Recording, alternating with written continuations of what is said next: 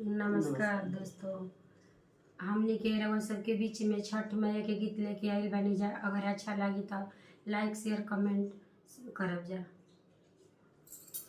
चढ़ते कटिकवाए दीनानाथ हृदय सोच समय।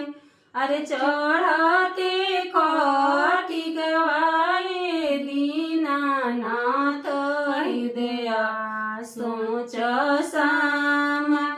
नाही घरे गुरवा छठिया माता नाही घरे होगी।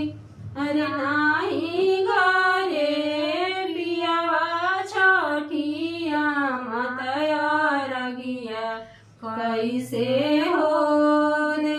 अरे नाही घरे पिया परदेसिया रगिया कैसे हो रे। चुप चुप तिवाई नाय नामा पोछ होलत। अरे झूठी जई है गुड़वाए तिवाई झूठियो जई है होगी। अरे झूठी जई है गुड़वाए तिवाई झूठियो जई है होगी।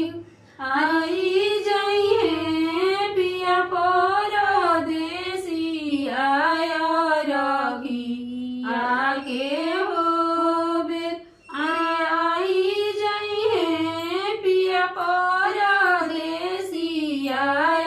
रगी आके हो।